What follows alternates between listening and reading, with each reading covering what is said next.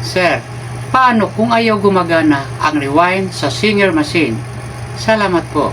Ito ang tanong comment ni Alin Kim. Iba na namang comment na aking ginagawa ng video para may paliwanag ko ng maigi ang aking sagot. Yung mga may makina sa bahay, panoorin nyo ito, baka maranasan nyo ito. Bago ko sasagutin, please subscribe my channel, hit the notification bell para updated ka sa susunod ko pang mga video. Don't forget to like, share, and comment. Alin Kim, ang inyong makina ay hindi na gumagana ang rewind. Alam nyo ba na sa lahat ng mga pisa sa ganitong uri ng makina, itong winder ay ang kadalasang unang masisira. At alam nyo ba rin na itong makina na ginagamit ko sa pagtuturo sa inyo, sira na rin ang bobbin winder. Hindi na ito magagamit. Ngayon, ibahagi ko sa inyo kung ano ang ginagawa ko kung magre-rewind ako ng sinulit. Panoorin nyo ito. Ito ang kanyang bobbin winder. Sabi mo, ayaw na gumagana ang inyong bobbin winder. Itong sa akin rin, hindi na ito gumagana. Umiikot siya. Pero kung lagyan natin ng bobbin, hindi umiikot ang bobbin. Ito, padulas-dulas lang. Kaya hindi na ito magagamit. Minsan, sa tagal nang hindi nagagamit, sumisikip na ito dito dahil sa kalawang. Minsan din, tumitigas ito dito. Kaya dumudulas ng paggagamitin mo. Ayaw na umiikot. Itong sa akin, ang nangyayari ay napupurol itong kaniyang ito. Ano bang tawag nito? Itong maliit na sumisikil dito ay ito ang tumatapat nito. Para sa pag-ikot nito ay sabay itong umiikot. Pagkasira nito, hindi ko na ito inaayos dahil hindi ko rin ito ginagamit. Kadalasan kasi sa mga matagal ng mananahi, ayaw na gumagamit nito dahil mabagal itong magre-rewind. Kaya kung ayaw na gumagana, pwede niyo itong palitan. Matatanggal naman ito dito. Pero sa katagalan o kaya hindi magtatagal, masisira din. Kaya payo ko sa inyo, huwag na niyo itong gamitin. At mabuti pa, tatanggalin niyo lang ito. Pero kung hindi naman, dito lang ito.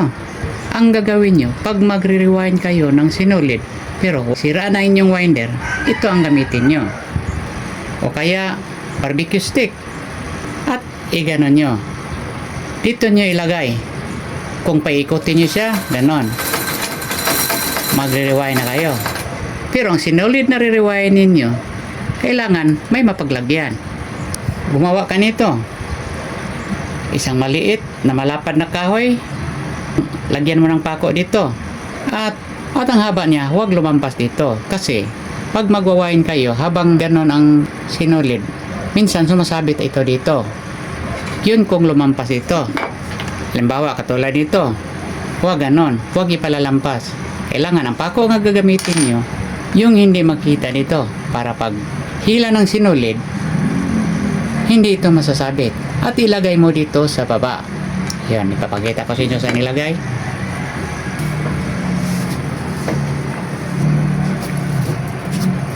Hawakan mo dito.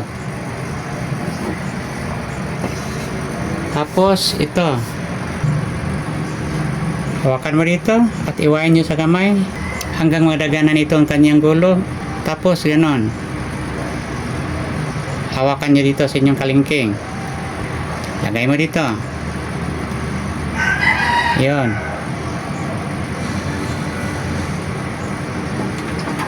Yun. Paikutin nyo ang balance wheel. Tapos, ganon. Yan.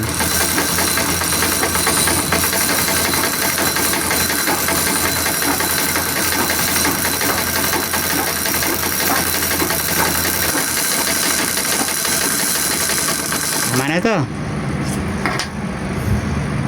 Ito. Kung pupunuin nyo, huwag masyadong puno kasi sumisikip ito sa bobbin case. At mahirap na itong hilahin. Sumasabit ito. Tama lang muna ito.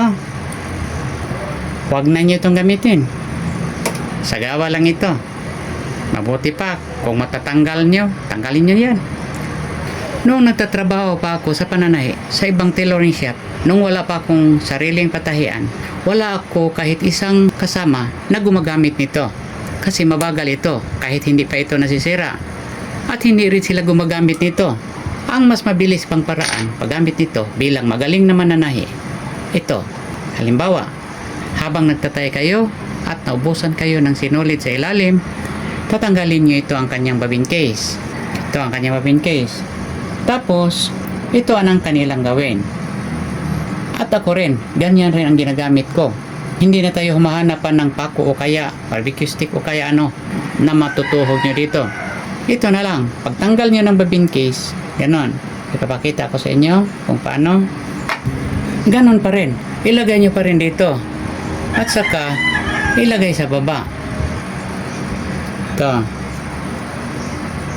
Tapos, nang madaganan ang kanyang dulo, ganon nyo. Imbis gumagamit kayo ng pako para hindi ka na maghanap pa, ito na lang gawin nyo. Ituhog nyo dito at iganon nyo. Pero maikli lang ito, hindi ito lumampas dito. Kung hindi ka sanay, tumatalsik ito. Kaya ang gawin nyo, haharangan nyo dito sa inyong kamay.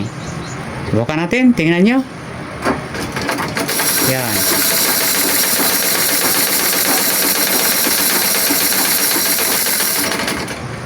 Kung hindi ka sanay nito, siguradong tumatalsik ito. Bilang mananahi, palagi kayong gumagamit ng inyong makina, pag-aralan nyo na ito.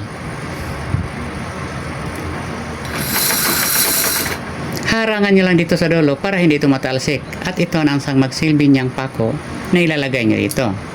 Yan.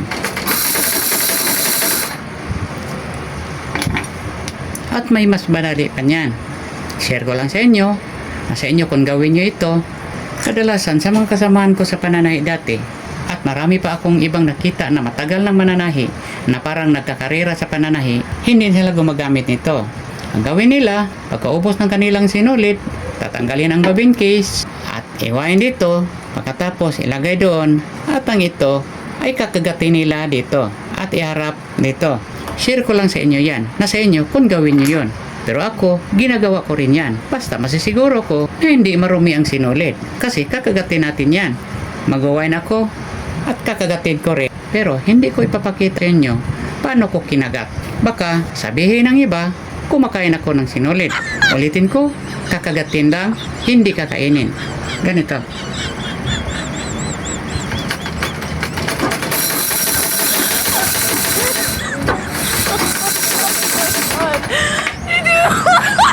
Tara. Tama nito. I-share ko lang sa inyo ang kaalaman ko at ang ginagawa ko. Nasa inyo yun. Kung sundin nyo ba ito. Basta ang payo ko sa inyo, kung masisira na ito, huwag na ninyo itong ipasa sa ayos. Gastos lang yon.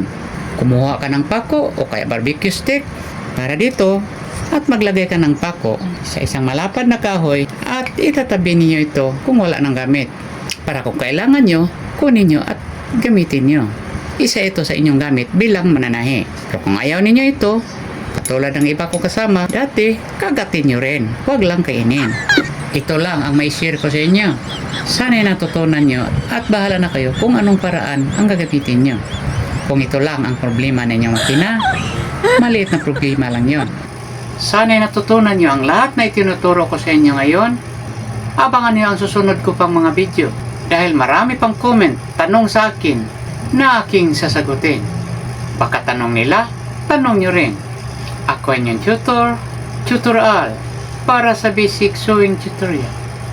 Good luck, good health, God bless.